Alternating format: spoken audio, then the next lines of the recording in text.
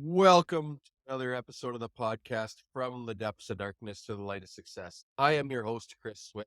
And on this podcast, we talk about mental health, addictions, ADHD, and really anything anyone's afraid to talk about, we talk about it on the show.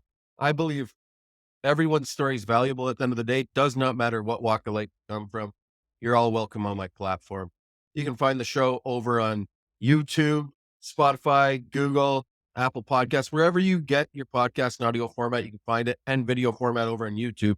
Hit that subscribe button over on the YouTube page and turn on those notifications. You can also find me over on Instagram at Depths of Darkside, sharing a little bit about my story, my personal life, and just my journey, and giving tips and tricks with ADHD and mental health, and just having a good old time over there, just sharing my story, because I believe all your stories are valuable at the end of the day. But with no further ado, I got the host of Knocking Doors Down podcast. I got a sober coach on today, all the way from the West Coast out in Cali. I got Jason LaChance. You want to take it away and let them know a little bit about yourself, Jason, what you're all about? Chris, first, thanks for having me, man. Canadians are the best. I do have some Canadian lineage, so I'm gonna tout that a little bit. Yeah, so knocking doors down, of course, podcast. Very similar mission to you, Chris. Just people that have been through any kind of adversity, and the reason I started doing this, of course, going through addiction recovery myself. I do have some anxiety and depression thrown in there. We'll throw a lot of that in there, as well as some learning disability, dyslexia and a lineage of addiction, everything from alcohol, drugs, sex, all of that in my family. And boy, my brother got none of it and I got all of it. It's just like you, man. I just believe everybody's got a valuable story. And I always remind myself when I see someone in my day that everyone's going through something. 100%. And I feel the same way with you. My one brother got nothing. My other brother, he's all over the place some days, but I would never talk ill about him. But my youngest never got it, and I got all the addiction from my side, from my family. And it is what it is at the end of the day. But I believe everyone has a little bit of addiction in them. It's all a matter of how I got a wife. My wife, she can drink and do things and smoke a joint normally. I'll call it a day after two glasses of wine, where that I'd have to have all the alcohol gone at the house. If we woke up with something left, there's a problem. You know, Yeah. Yeah. One's too many, thousands never enough. the old saying is exactly. Yeah. Can you share with us your personal journey of battling addiction from a young age to becoming a successful radio broadcaster? And how did your addiction affect your career and personal life during that time? Oh, goodness. Wow. Right off the hop, we'll get into her. Yeah, growing up in a home of addiction, my dad primarily methamphetamines, a very, like I said, lineage. He went through a very abusive childhood, including excessive sexual abuse. And those things really manifested. Him and my brother were close. We weren't. And through that process, I went through my own experience with molestation at around 5, 6. And then, as I mentioned, sex addiction. My dad was a sex addict. Pornography was a part of that. So hardcore pornography was a part of my life. And granted, folks, I'm 44. So this is when you had to find somebody's videotape magazine, whatever it was. Really was my first addiction. I Looking was back, laughing there just because I know the you age you're in. know what? I'm a couple years younger than you, but I remember going to the corner store, I'll break in, and drop a little fire. People will be like, what, like, where's, I would go and steal the hardcore porn off the top shelf in like grade 4 or 5 and hide them in the neighbor's bush all the time and go grab them. Yeah. And yeah, it was really, Chris, my first form of escaping my feelings. And that carried through. And of course, going through high school and everything else that kind of my dad finally was trying to get help. Pornography, things like that weren't really as present, but there was still a lot of those trying to escape those feelings. And oddly, though, I was the guy that got drunk people home from a party, didn't do drugs, didn't drink, ended up losing a couple of friends who, in retrospect, I'd have to say were addicts in high school, had some severe mental health issues, and took their own lives. And then once I hit about 22, really, my relationship hadn't repaired with my dad. I stumbled into radio broadcasting. I was telling jokes at a bar. Guy came up, said, "You want to work in radio?" I said, "You want to buy me a fucking Jack and Coke?" And literally, people don't believe me. That's how it happened. And all those insecurities and things like that. Once I started getting attention because of what I did, it was filling a lot of those inside things with outside solutions. And eventually drinking took off once I moved here to the Central Valley because small town, number one radio show, morning show. We had one in every 4 to 5 males in the area listening to our morning show every morning, and we're a heavy Hispanic area, and so the ego kinda started taking off. We'd go out, never paid for a drink. The girls started coming up to me instead of the other way around, and it just really took off from there. Ended up in a very toxic relationship with my kid's mom, and yeah, that was really when it really started to take off. And I want to dial back because talking about being molested at such a young age, and myself too, around 9 or 10, roughly. That's what I remember back to. But after going through it, sort of thing, for myself, I didn't think at the time there was nothing wrong. It was years later, I was like, that just wasn't right what happened. And that was someone the same age as me too. I've forgiven them now, but it took me, fuck, it was 25 plus years of just burying it and burying it. It was only 37 years old when it came out about it finally. I held on to it for that long. And it was 25 plus years of almost 20, yeah, 25 years almost of smoking crack almost for that long and other hard drugs and stuff like that. Just burying it and finally, just had to come out, man. But for you, was it like, did you know it was wrong at the time? I just want to ask you that, man. First off, thank you for sharing that. Other men need to hear this and people in general. Yes, and I masked it. It's weird because the bond with my dad always surrounded interesting validation. So for me, with this inside hole, my dad was like, "God, you're always bringing around these good-looking gals," and so it was like, the attention from my dad and other people saying that, and so for me, yeah, it was trying to hide that insecurity about it. What's wrong with me? Why would a grown man want to do this? Blaming myself, feeling shameful, definitely not wanting to talk about it. It took a long time. I think last 4 years. It was a Yeah. good 35 years of keeping that in. I talked about an intimate relationships that I had and with my girlfriends and stuff like that, but it didn't go outside of that. Yeah. And that's why I didn't know who to turn to. And I think people knew something was up, and thinking of it now, going through therapy and she's like, you probably feel, Chris, like you weren't asked how you were feeling or what's wrong sort of thing. And yeah, going back and thinking about it, that is the case though. You know what I mean? I can't blame anyone else for the way they are because it goes all the way back. Like we're talking about time and generational trauma here too. Yeah. We can't, and the only way to break that is starts with you. But at the end of the day, I had to take ownership for everything that I did and the train wrecks I caused.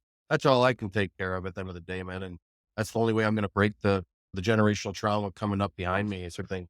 Yeah, we gotta sweep our side of the street. Exactly. And I don't know about you, I know you mentioned being a parent, but I communicate these things with my children. They're aware of it because I want them armed with tools to know what's wrong, and I will commend their mom as well that this was something that we elected to speak with them early on, that we really wanted to empower them with tools to make empowering decisions over disempowering ones, and to know if something does occur that, "Please speak up, we are here, we hear you." And I think my son more than my daughter's 8, my son will be 16 this year.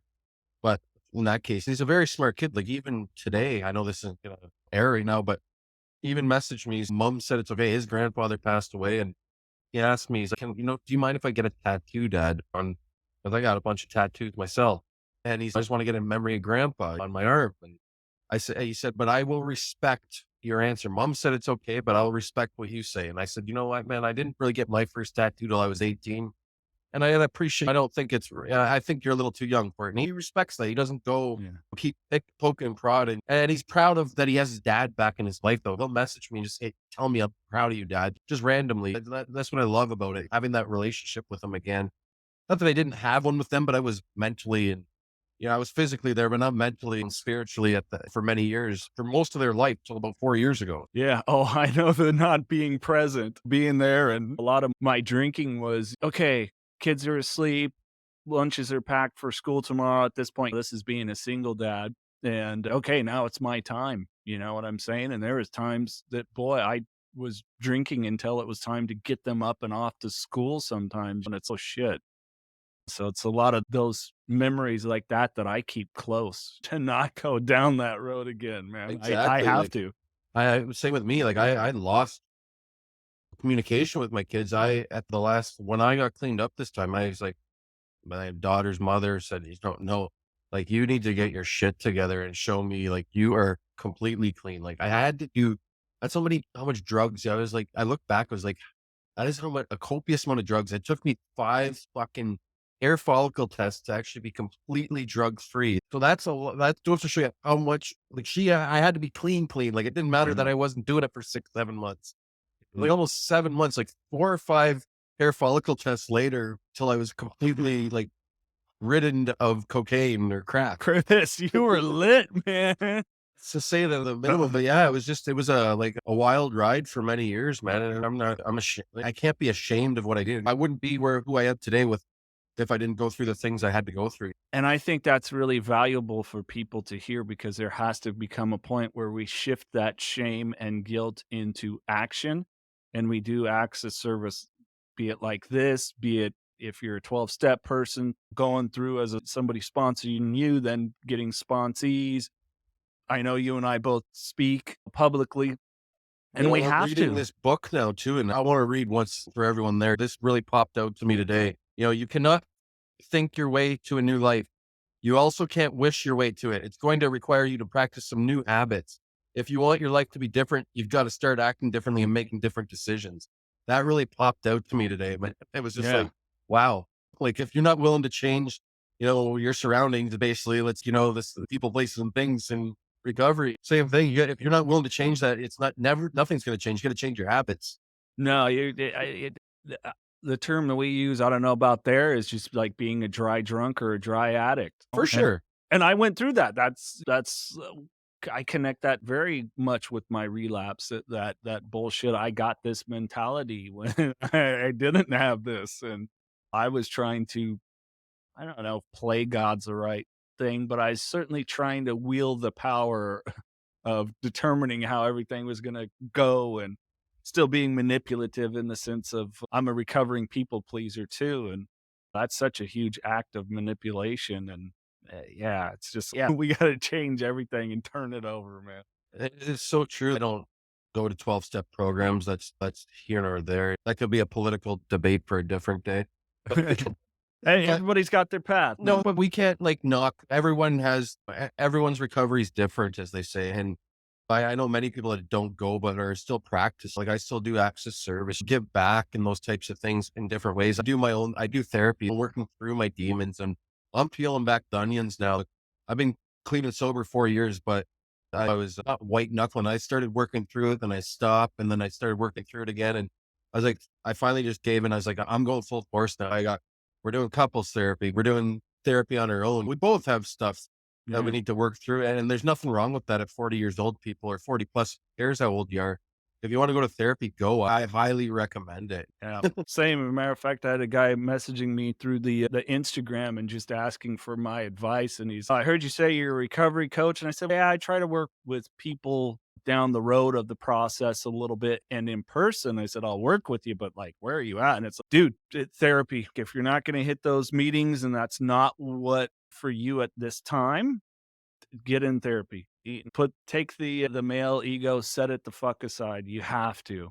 This is about you being as whole and complete a person as you can and making sure you chip away the edges to continue to evolve over and over. Otherwise, you're just going to be stuck in that loop. You're going to be stuck in it. It's going to be on that repeat playlist sort of thing. Yeah. And the reason I don't go, and it was just, there's other things. It was just politics and those types of things. And that's okay with me at the end of the day. I still personally, I love the taste of beer. I drink non-alcoholic beer. So And do I. some people didn't like it. And they kept telling me I'm relapsing. That's a relapse. And I finally just, you know what? You do you. I'll do me. I know what I'm doing. And I know I'm being honest with myself. My wife, no, trust me, I wouldn't be with my wife if I was out using. I can guarantee you that. I don't have any more shots at home. I'll tell you that. You know? Yeah, and that's one of my gripes too, Chris, is like, hey, we're here to accept people. I've been at meetings where the people have shown up and they're not fully sober, and someone's like, oh, we got to get them out of here. It's like, are you serious? Do you remember your story? We got to get them out of. No, we got to welcome and accept them here. Exactly. And that's another thing. That's where is, and like I said, everyone, you guys do you, but that's just my personal experience at lots of meetings around my area. And, and that's fine. If they can't accept me for who I am, and clearly they couldn't because none of them talk to me anymore. And that's okay with it too. But they really weren't my friends then. They were just like my using buddies, acquaintances. Oh yeah.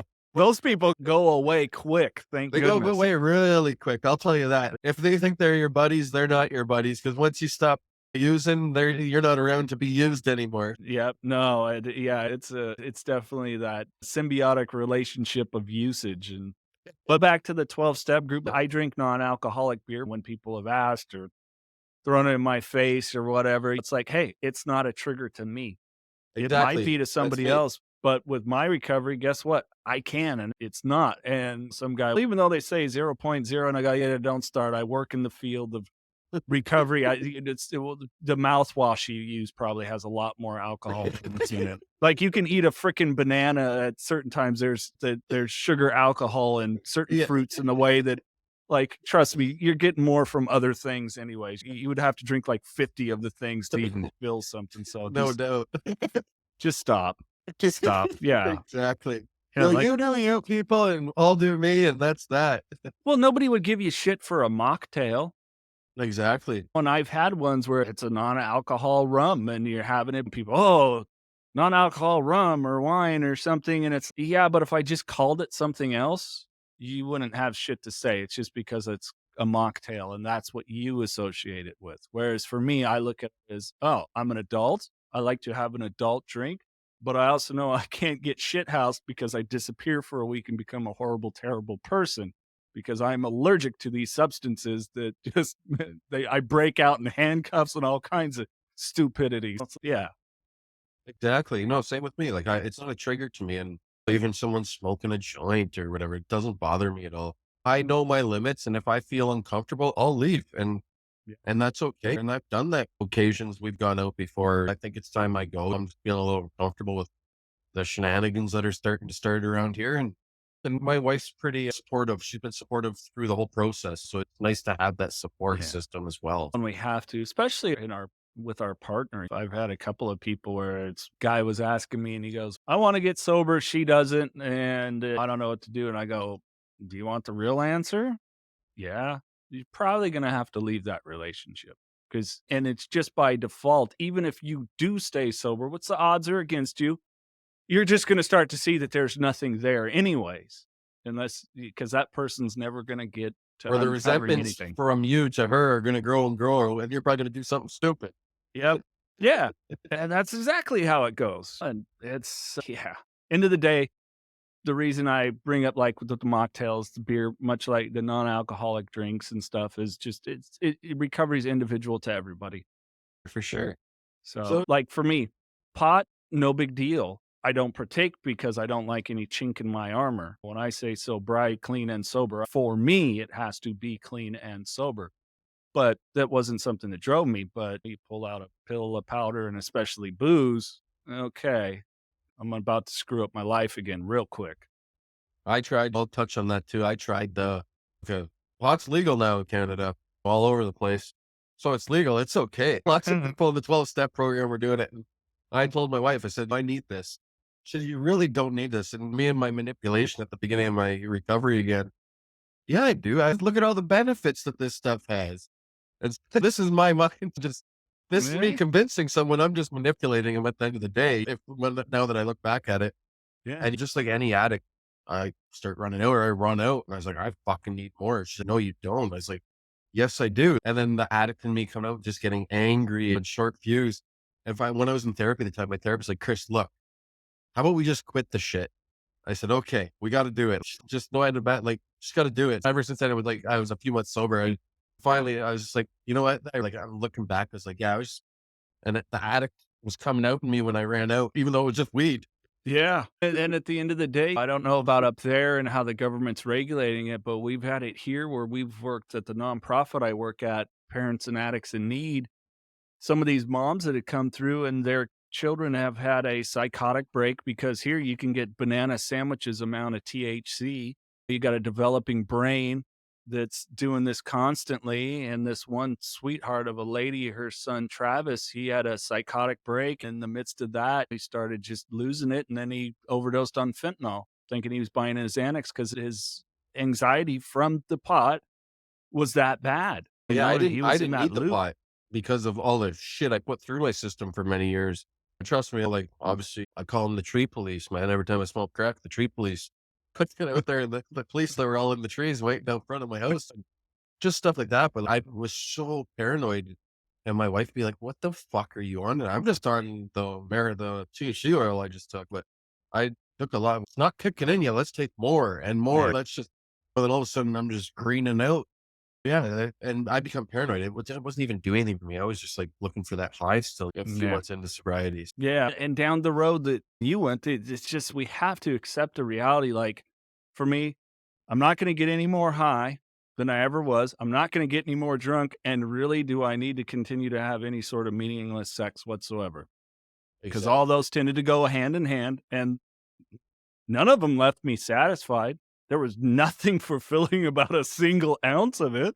Matter of fact, I felt worse, so I had to do more. So the hamster wheel of it. So yeah, there's just a point that when anyone that works with me, I'm like, I recommend total abstinence because you'll find out some stuff about yourself and then you'll look back and go, why? We got the This is Cali. making sense. Yeah, we got the Cali sober here that people like, I smoke weed and I'm sober. Okay, I get you're clean off of substance X, Y, or Z, but you're not totally sober. You need I to. think that's an out west thing because it's out in BC, the same thing. I know lots of people out there that quit drinking and doing cocaine, but they still smoke a lot of fucking ganja. Yeah. Yeah. Take a look. How much of your life are you still being occupied by this? Like, Exactly. seriously, like, what are you? I've known people that they went that method and they're still, oh man, hey, can I bum 20? No, you can't bum. I need to get some milk for the house. You should have thought of that before you went and bought 2 About ounces or 20 what. sacker, but Yeah. Like, fuck off. Come on. I don't know. That's just me. for sure. As a sober coach, Jason, what are some of the common challenges individuals facing when trying to overcome addiction? And how do you approach helping them navigate these challenges and maintain long-term sobriety? A lot of it, Chris, is I think what you and I are talking about, a lot of that early stuff and really tools for cravings. I got a couple of techniques that through my mentor Greg Champion, amazing guy. I'll have to introduce you to. You'll love him. Just brilliant man that I employ to help him make empowering decisions over disempowering decisions. It's a lot of people. I'm one of those people. I believe because our human body here is contained with a lot of energy. Science proves it down to the atom that there's a lot of things that if we state what our intentions are, those good things can start to happen. Example, I have a 10 intentions card. I recommend this for everybody. 10 intentions card, carry in my pocket. Number one thing on there, 3 years of sobriety, continuous sobriety, never hit it. And then there's different stuff, things I want to achieve financially, stuff with my relationship, and also people that I want to talk to on the podcast. One of those was Alonzo Bowden, famous stand-up comedian here in the US. He got his career took off when he got sober, and it was just on the card. Only other person that knew about that name on there was my partner. About a month and a half after I did this last card, a friend of mine that I met through recovery goes, "Hey, do you know who Alonzo Bowden is?" I went, "Yeah." I told him about your podcast and he wants to be on. She didn't know that. It's crazy, like the universe like puts you together with people. Yeah, and so I really try to work with people about carrying those intentions with you, those 10 things, and then on the other side, you put, like, the average age that a male lives to, which in the US is, like, 74, so you put how many days and years you got left, and so it's this reminder that, "Hey, I don't know about you, I'm having to pull my wad out of my wallet if I was gonna go buy something or my credit card," and there it is, that card's always there, so that's one of the things, like, the first thing I have somebody do. Just help them, take it with I them, like that, putting the 10 intentions on a card, man. yeah, So and just on like a business card sort of thing or a yeah, piece I of do paper, put it in your wallet? I do one of the what are they, 5 by whatever, but Okay. it's right there. Oh, So, perfect, man. yeah, just fold it up, take it with me wherever I go. These are just it's like taking a vision board with you Yeah.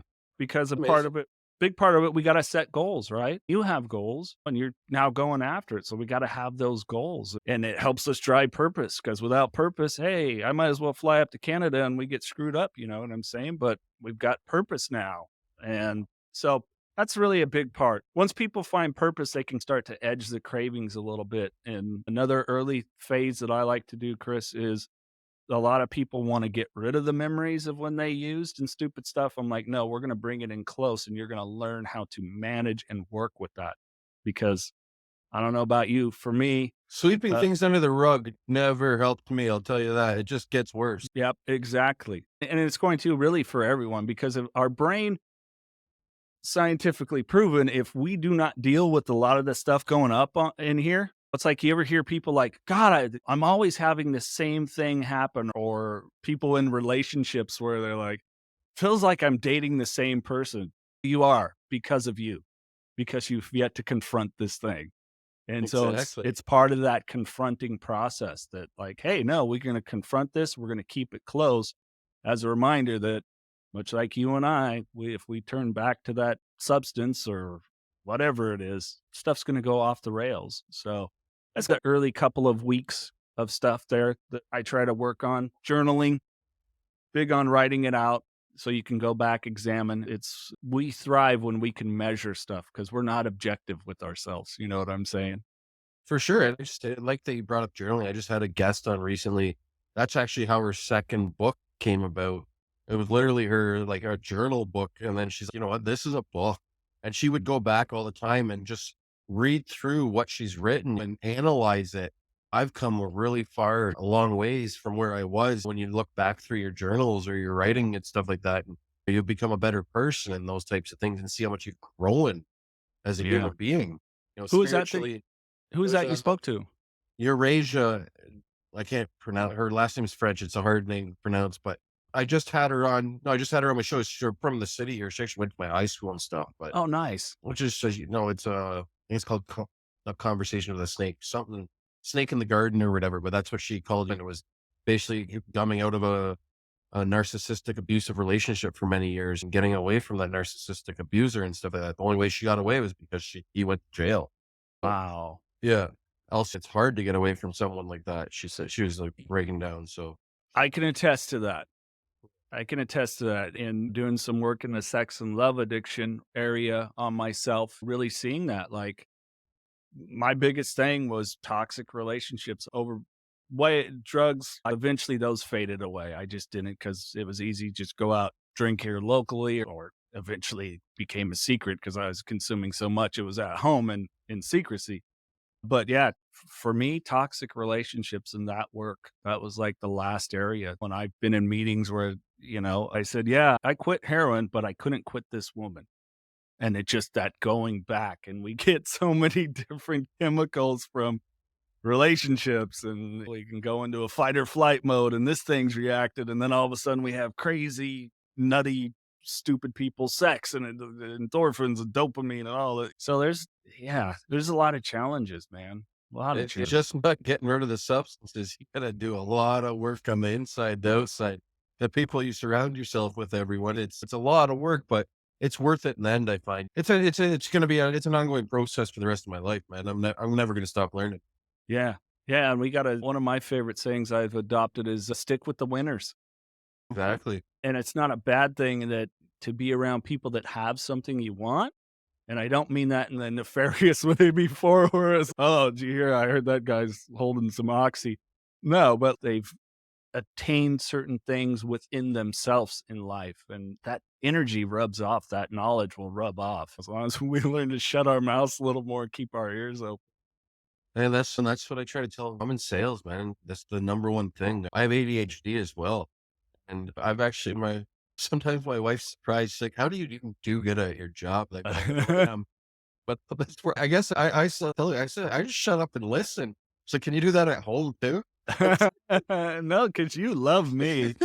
But it's just all about you got to shut up and listen, though. And that's what I tell some of these young people in the career I'm in. And they're like, "How do you do so?" I said, "I'm listening to what you're doing. You're doing that totally opposite what I told you. Like, shut up and listen is the number one thing. And you missed so many things that's why those people just walked away from you because you Yeah. didn't listen to what they're saying. You missed a key point. I'll tell you that right now. It is what it is, but just shut up and listen, people. Especially if you have a sober coach like Jason or whatever. You don't know it all. That's why you hired him.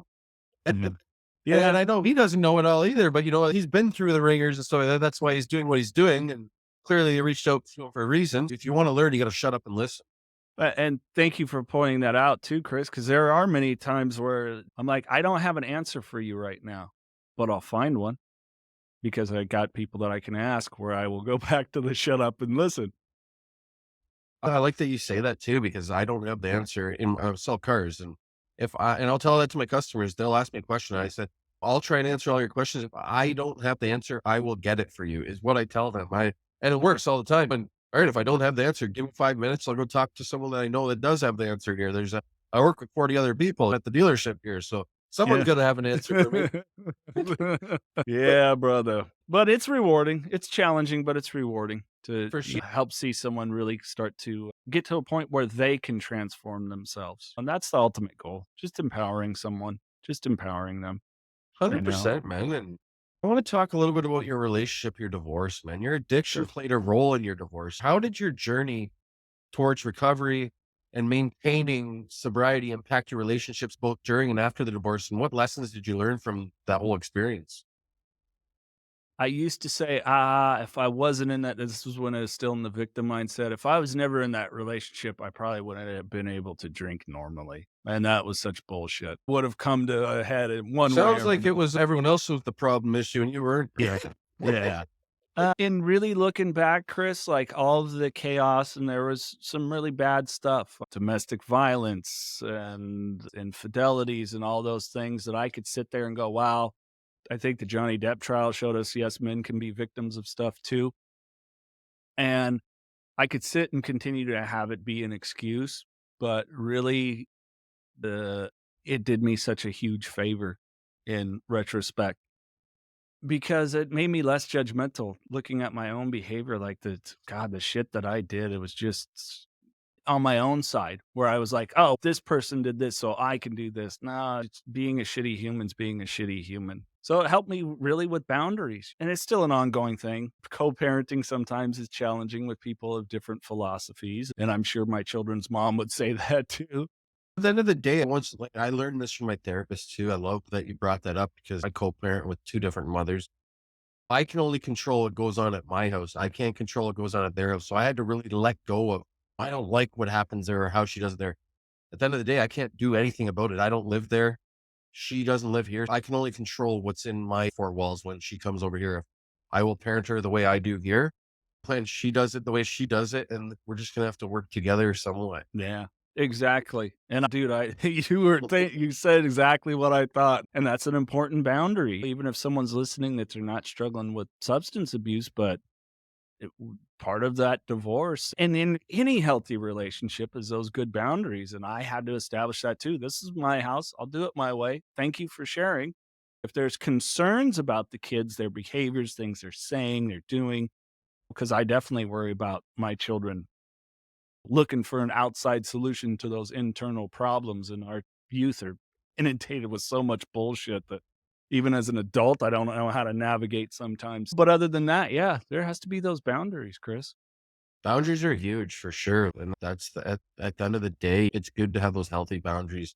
Me and my wife have them too. If we're not, we have to do it. We do adult timeouts, and I'm not ashamed to say that. And it's okay to have those adult timeouts because, when you have two people, one person's energy's here, then the next one's here, you're just trying to match each other's energy. It's not going to go anywhere. You want to be at an even keel, or one of us has to walk away for 20 minutes, whether I go outside for a smoke or, if she goes for a walk around the block or whatever the case may be, and we're convene in 20 minutes, half hour, or maybe tomorrow, or maybe we can just talk through texts. We talk better through texts, whatever the case is. Yeah. And sometimes you do just need a timeout. Like it's okay to say, I need space and not, or if your partner does, like in the past, I'd be like, what's wrong with me? And I do everything to fix it. Whereas now it's okay. I'm with an amazing woman. It's okay. This is what they're going through. Hey, I'm here to support you. You need me. But you need space. Cool. No big deal. And I'm starting to learn that. But it took me a long time. Like even with my wife, like like you said, I'm the fixer. We need to fix this now. And the problem is fucking not, if we're not fixing it, and then it just blows up to something that it shouldn't blow up to because I get fucking amped up with my ADHD and then I go to full rage mode. And I got lots of issues, man. I got many different aspects of me from many years of abuse. Yeah. And trying to reel myself back in is like, and even my boss is Chris, even from when I hired you to now, you've done a total 180. Just for a while there, I was like, yeah, because I decided to do it, Chris, if I can get off my medication for my mental illness. Thought I didn't need it for 6, 7 months. That's probably why I was a nutcase at work. Did some pretty fucked up thing. I smacked one of my coworkers' glasses off his head.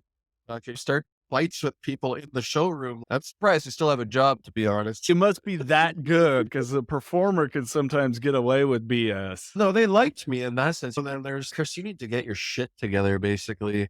And it all changed after getting suspended for a few days from work. And I was like, I really thought, I was like, hey, you know what? Time to ship up, or they'll ship up or shape out, basically, or whatever the old saying is. And I finally turned it around there. It was just like, enough's enough. I'm here to work and not fuck around anymore. Yeah. I still haven't. I think talking with you, I've had a few people say you should look into it if I have any attention deficit disorder, because I have a lot of the symptoms. I get easily distracted, but yeah, I need to look into it because There's nothing wrong dyslexia with the is late. tough enough. Dyslexia is crazy. That's a whole other thing on top of having ADHD too, but they all go hand in hand, actually. It's honestly true. Like addiction, ADHD go hand in hand. Oh But I yeah. was just masking it for so many years because I didn't take any AD. It all started with Ritalin for me back when I was 10 or 11 years old. Oh And back then, those types of things are regulated. And talking to a naturopath, and she's like, boom, we've hit the nail on the coffin right now. This is where it all started. And the addiction started right there. Then one of my buddies in grade 8, grade 9 told me about, hey, this stuff's just cheap man's cocaine. You can snort it. I was like, hey, man, I got like lots of this stuff at home because back then it was just refill. Oh, I ran out, mom. Can I get some more? Yeah. But now it's controlled. Literally, if I show up to the pharmacy 3 days early, they're like, Chris, we can't refill it yet. I said, oh, I got to get around it. I'm going on vacation. They know I'm not bullshitting. I'm not like, I'm going on vacation or I'm going away. I won't be in town. So I need to refill it. They have to call my doctor, but just because it's actually a narcotic now. So it's a controlled substance. So I literally can only get enough for the month and that's it. I'm glad they've done that though. yeah. Up here in Canada, I don't know down in the States, but Yeah, they'll be so pretty. I know we had a shortage at one point, which it's was crazy. pretty scary because there was in the midst of this opioid crisis, and I know it's hitting you up there in Canada too. It's wild, man, everywhere. yeah. It's insane. I could turn the camera around and show you downtown Guelph here right now, man. It's sad, actually, man. It's not just insane. It's sad. Yeah. It's sad, but those people are humans too. Everyone, you know what I mean. Don't sit there and not. I see people like taking videos. Well, fucking cut the bullshit out. Yeah. Why don't you go talk to them and ask them how their day's going? Sometimes they might not be responsive, and I do know that because I was once one of them. Not doing the fence or nothing, just other things. But I was there too. But like they're all humans. Like or a guy the other day came up to me and said, "Hey man, can I have a cigarette?" There's people tell him, "No, who cares, man? It's a cigarette for fuck's sake. You can go buy another pack if you want it." Yeah. But just give him. Man, I actually ended up having a 15-minute conversation with this guy. Mind you, not a lot of it didn't make sense, but we still had a 15-minute conversation. I got a little bit of stuff out of him and it was good. And he was grateful for that. He said, thank you for talking to me at the end of it, though. You know what I mean? Yeah. I couldn't know? agree with you more. I got a young dude here by where I live, small town, named Arthur, and I think I'm probably one of the only people that knows his name. And he'll forget me, and then I'll go, "Arthur," and and then he's, "Oh, hey, dude, what's going on?" And I'll buy him a Gatorade, or he'll camp out near McDonald's or something like that and buy him a sandwich or something. Some people just need a little bit of humanity. Sometimes it's the only connection they get, especially if they've gotten to the point with their addiction where they're out on the streets. And a lot of them are taking something to stay awake at night so that they don't get violated in some way or Or attacked. robbed. Yeah, exactly. Yeah. No, 100%. I've my boss Flynn Anderson there at Parents in Acts and Need was telling me about speaking to a couple women that were staying up. They were doing meth at night. They were homeless because they got sexually violated when they had slept and attacked. So they were staying awake just so they don't, and then sleeping during the day. What a Way to terrible live. life to live. And 100%, man. those people didn't start out that way. No, it's like you say, addiction that discriminates no one, man. I know a lot of people that have some high up jobs or paid people or people that are very high up at lots of places, man, that are addicts or former addicts and stuff. And it does not discriminate anyone, people. It does No, not. No no, matter what race, color, doesn't matter anything, man. no. And I think this opioid, primarily fentanyl crisis better start waking people up to that because it definitely doesn't care about your socioeconomic status. It doesn't matter, man. Like even my buddy or like emergency services of firefighters, honestly, man, like that's most of my calls. I don't even do fires anymore. I go to the bulk of our calls now as a firefighter are going to overdoses now. Yeah. Yeah, it's crazy up here. A lot of people, like, it doesn't take much either. It's the thing though, but it's the new thing, man. And you don't know what you're getting anymore. You No. really No, and it's the scary part is it people go, "Oh, was another addict dying?" Which, I mean, hey, the reality is there's 3 things that happen to addicts. We get clean, we die, or the worst one, we don't. We just sit and suffer for fucking till death does come, but fentanyl's not even giving them a chance. no. That like, some of them aren't they're like a college kid that's crazy anxiety and thinks he's getting a Xanax through Snapchat, and it's Yeah, not. It's a fentanyl pill, and boom, they're dead. They're found in their yeah. dorm room, and it happens. Look, All the these are, time up like, here true too. stuff. Yeah. I've seen like people I know from high school, their kids or their friends' kids. So I see it all the time. It doesn't matter where, man. Be vigilant about who you surround yourself with, people. Like, 'cause you don't know, you don't know what you're gonna get yourself into. You don't even know what the hell you're getting these days. I'll tell you that. And that's Mm. I wondered if I was waking up every time I did drugs, man. Just being honest, man. I did not know anymore. And then sometimes I didn't want to wake up. I just wish I Yeah. died at that point. And that's the scary thing about addiction, right? Is that you knew that danger, but it didn't matter. You needed your fix, especially if you're gonna go into detox, and that's some painful shit. It was some of the worst. I would say the worst thing I came off of was actually Seroquel and the antipsychotics they had me on for sleeping. Uh, And my psychologist or psychotherapist, what the fuck they have you on those for? Oh, a doctor gave them to me. He said I said, I need to sleep. And so he told me this is a powerful sleep pill. Oh, fuck. I said, and then I quit, but I knew what it was because I had taken my buddies who was on it. He was bipolar and he's, yeah, try this. You need to go to bed tonight. I was like, yeah, I really want to come down with the cocaine. Yeah, he was on 300 milligrams a night. So I popped the whole oh, one. It fucking, I slept for about 18 fucking hours, man. But wow. but yeah, it was Yeah. just like the shit that and then I was in Circle and my wife, she did all this research because I was like going nuts and like just fucking nuts at night. And she's, yeah, Chris, I don't think you were supposed to quit that Seroquel cold turkey. I was like, I did. And had it in 6 days. So yeah, that's why you're acting the way you are at night and having all these night terrors and freaking out and stuff. And, Oh, yeah. uh, Leg the twitching, your legs, I forget what that's called right now, but the tremors and all yeah. that, sweats, aches in your bones, your muscle, yeah, Oh yeah. like, oh, I've It got was the enough worst. I've got enough issues, let alone I have some physical issues, a terrible back injury, and it's yeah, I need more pain. Yeah. No, And thank you. so no, and so it's just, what am I gonna do? I was like, no, that wasn't for me. I'm glad I got off those things. So I finally found the right pill for me for my ADHD, and that's all I take now. There are Oh, a couple Advil here and there. That's it. goodness. And I highly suggest people that think they may have ADHD. There's nothing wrong with getting checked out and seeing if you have it. There's so much research being done on it nowadays because so many people have it. Like lots of people that are like celebrities, they've found out that they have it and stuff like that. Yeah. That's why but we're different people and I love it. I'm bred differently. I'm wired differently as a neurodivergent. That's just why I am the way I am. That's why I'm good at my job. That's why I Yeah. love doing podcasts. I just love chatting with people. Doesn't matter where I go. I love chatting with everyone. Same. Yeah. I get stuck too often. My youngest will be like, "Dad, if you see someone at the grocery store, please just say hi quickly." Because I'm gonna, "How's the kids? What's going?" Oh, my I wife don't says, no, you're not coming out with me tonight. I'm just going to the store quickly. You can stay home. know. Oh, shoot. Yeah, sounds familiar, my brother. Sounds familiar, man. One Uh, more thing here, though, man. Overcoming addiction requires significant personal strength and determination. Can you share any advice or insights for individuals who may be struggling with addiction and looking to make a positive change in their lives? And what are some essential steps that they can take towards recovery and rebuilding? One of my favorite sayings, Chris, is no outside solutions to inside problems. Love And it. Love it.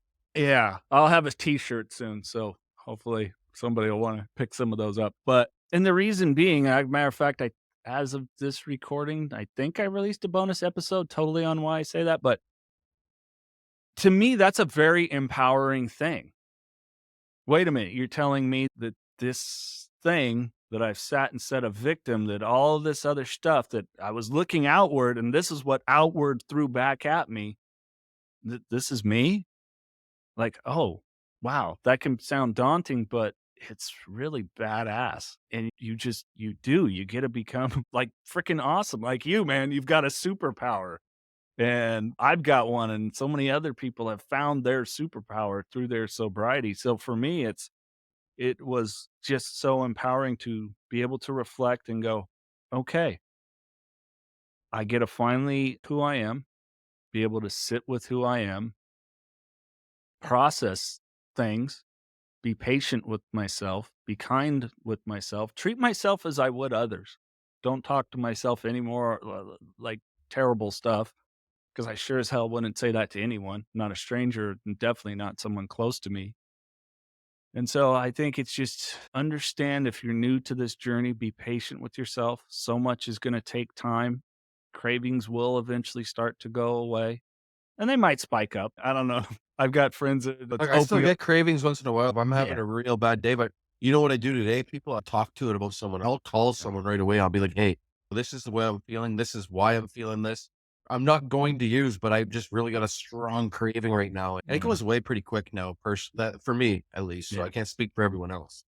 Yeah, no, same. It's you can have the addict thought, just not the addict action. And mine, it's gotten quicker. That turnaround has gotten really quick. I had an instance. I host ringing out some MMA events, and I always get like a tonic water with a lime, so that nobody comes up, nobody bothers me. I can go, no, got a drink, thanks. And they accidentally brought me a vodka and tonic. Took a big swig, and here I am freaking out. Oh my god, did I lose my sobriety? And but No, it I've happened to me too. oh, it's yeah, it sucks. It's Well, we got happened. married in Mexico this past January, and they knew me, so they had Heineken Zero there. And they called me Heineken Man the whole time. I don't. They're like, Chris, you drank this bottle of Heineken. I said, okay, go to the next one then. And like the Heineken Zero. And but do you know how many times like I get not a margarita, I forget. Anyways, a drink, Like a daiquiri or something? some who knows. Anyways, but I was no alcohol. And you know how many times I got with alcohol, I spit it out. Or my son's 14 at the time or 15. He's getting served. He's damn it. They gave me. I said, yeah, that looks like there's rum in there because the thing's like the slush is pretty liquefied, but or even in town here, whatever it was to margarita or whatever it was, and same thing. And I took a sip, I was like, holy shit. And but I spit it out right away. She's like, what's wrong? I said, this is at least a double. I Yeah. said, you don't lose your sobriety, people. I was fairly vigilant. I could have sat there and kept drinking it, but I was like I knew right away because I hadn't drank in 2.5, 3 years.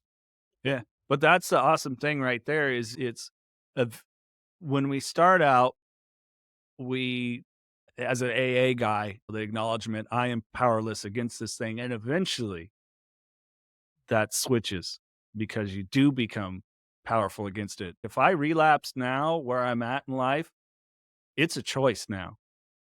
Early on and the last time it wasn't a choice. I didn't do the work. I was a dry addict, but now it's a choice.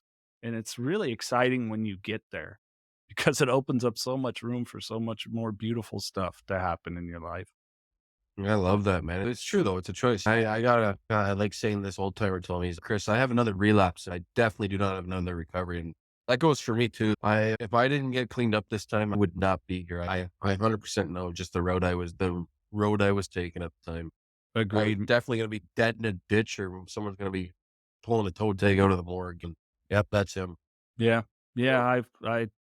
Yeah, same. I mirror exactly what you're saying. And yeah, that's a saying that I use too. I don't have another recovery in me. So it's just, again, that goes back to from early on. Boy, we're pushing through it. The brain's not yet switching on a lot of stuff, and it's tough. But eventually, you get to where you're at, where I'm at, where so many other people are at. That you go. It's a choice. It can be a choice because yeah, the back to that instance, spit it out.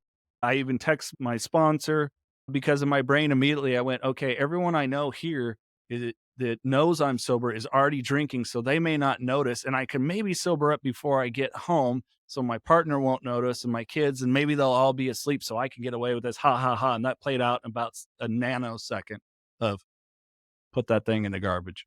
100%. Like, and I Yeah. make a pretty good chunk of money and now, and the paychecks I bring in is fuck. If I was still using it, like, I wouldn't be able to do the job I'm doing, period. It was just a thought process. Holy shit, this is a good check this week. I'm a commission salesperson.